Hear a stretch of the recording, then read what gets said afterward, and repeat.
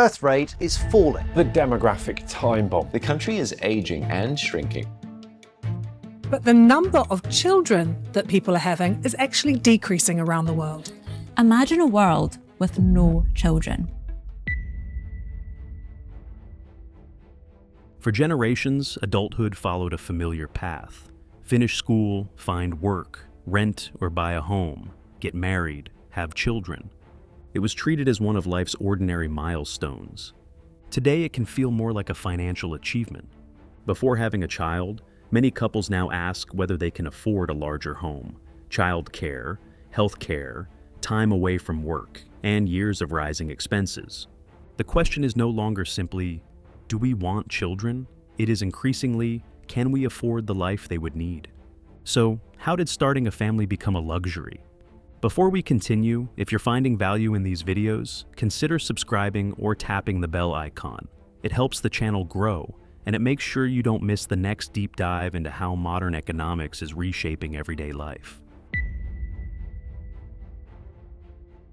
A child needs food, clothes, nappies, medical care, furniture, education, and transport. But these expenses have always existed. The major change is that starting a family now triggers several much larger financial requirements at once. The real cost of parenthood is not only what parents buy for a child, it is the economic structure they need around that child. That structure may include an extra bedroom, a safer neighborhood, reliable transport, stable employment, childcare access, time away from work, and emergency savings. A small flat may work for one person or a couple, but children change everything. Families need more space. They prioritize safety, schools, and stability. Moving becomes harder and more expensive. Buying a home may feel necessary before having children. A couple may tolerate a small rental or an uncertain lease. But once children enter the picture, instability becomes much more costly. For many young adults, the first cost of having a child is not a cot. It is a home large enough to put it in. Childcare is often the most emotionally powerful financial pressure. One parent stops working and household income falls.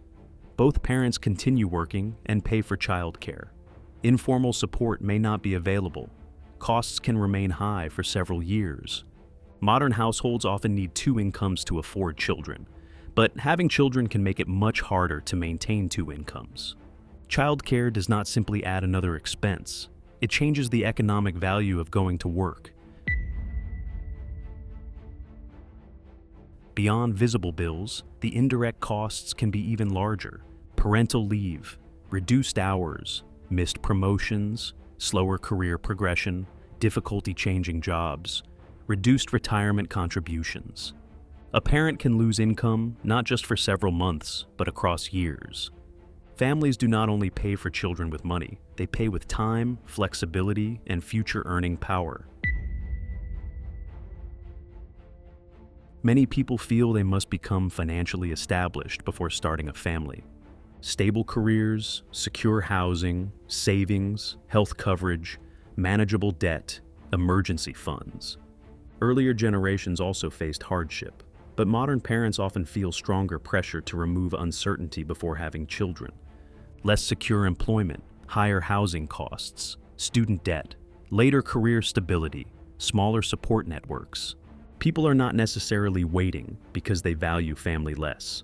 Many are waiting because the financial entry requirements have risen. And there is another pressure that rarely appears in official statistics. Modern life demands a level of personal stability that is harder to achieve. People move more often, relationships form later, careers take longer to settle, support networks are smaller and more scattered. The idea of raising a child without a strong foundation feels riskier than it once did. For many young adults, the question is not, when should we start a family? It is, when will life finally stop feeling temporary? Modern parenting expectations have expanded. Larger homes, high-quality childcare, extracurricular activities, technology, healthy food, saving for education. These are not all necessary, but cultural expectations influence what people believe a responsible parent should provide. The basic cost of keeping a child safe may be one number. The perceived cost of giving them every possible opportunity is much higher.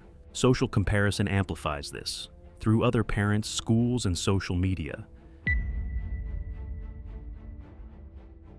People may delay family formation because they are waiting for higher income, a better home, job security, debt reduction, affordable childcare, or greater confidence about the future. Each individual delay may appear temporary. Across an entire generation, those delays can reshape society. Later parenthood, smaller families, falling birth rates, aging populations, pressure on pensions and healthcare. There is no single policy that fixes the problem. More affordable housing, subsidized childcare, paid parental leave, flexible work, healthcare support, child benefits. But isolated payments have limited effect when the broader cost structure remains unchanged. The most successful support would reduce the long-term risks of parenthood, not merely the upfront shopping bill. Having children did not become a luxury because families suddenly demanded extravagant lives. It became a luxury because the foundations of family life, housing, time, child care, and financial security, became harder to obtain. For many people, the desire to start a family is still there. What has changed is the level of confidence required to act on it. And when one of life's most ordinary milestones begins to feel financially out of reach, the problem is larger than any individual family. It is the economics of everyday life.